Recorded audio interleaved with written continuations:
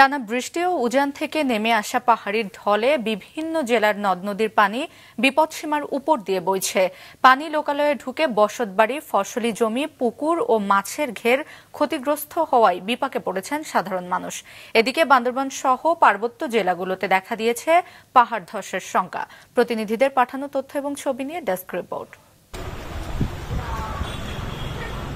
গত কয়েকদিনের বৃষ্টি ও উজানের ঢলে সিলেটের সুরমা ও কুশিয়ারা নদীর পানির 4টি পয়েন্টে বিপদসীমার ওপর দিয়ে প্রবাহিত হচ্ছে। এতে নতুন করে পানি ঢুকতে শুরু করেছে জকিগঞ্জ ও বিয়ানীবাজারের কয়েকটি গ্রামে। একই পরিস্থিতি গোয়াইনঘাট, কোম্পানিগঞ্জ, ফেঞ্চুগঞ্জ উপজেলার বিভিন্ন এলাকার।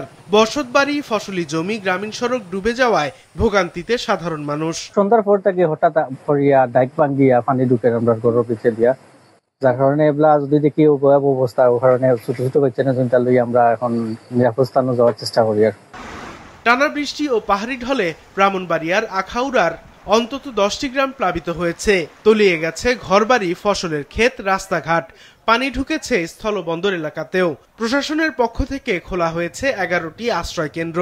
এখন তো ঘর দরজা শুদ্ধ ডুবে গেছে গা, মাল সামান নিয়ে অনেক কষ্টতে আছি, কি করব বুঝতেছি না। আমার বাড়িতে আমার ফ্যামিলির লোকজন 3 জন মহিলা আর 2 জন ছেলে পুরুষ, আর বাড়িতে বন্দি অবস্থায় আছে। এখন বর্তমানে এর ভারী করতে পারি না। ছটার সময় ঘরের ভিতরে পানি আমাইয়া আমরা মনে করেন সারা মাল করতে পানি নিতে খুব কষ্ট হচ্ছে। পরে আল্লাহ যাদের উদ্ধারকে আনছে স্কুলে নিতে।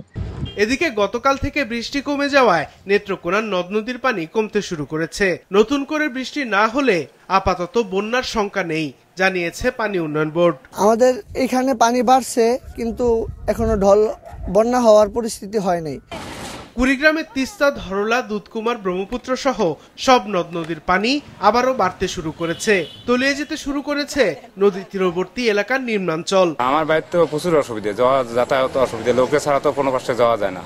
গত কয়েকদিনের বৃষ্টিতে বান্দরবনের সাঙ্গু ও মাতামাহুরী নদীর পানি বেড়ে নিম্নাঞ্চল প্লাবিত হয়েছে। প্রবল বৃষ্টির তোড়ে ভেঙে গেছে বান্দরবন লামা অভ্যন্তরীণ সড়ক। জলবদ্ধতার কারণে আমাদের জনগণের চলাফেরার জন্য খুবই ব্যাঘাতগ্রস্ত। আর পানির জলের কারণে ভেঙে গেছে, রাস্তাঘাটের অবস্থা খুবই খারাপ।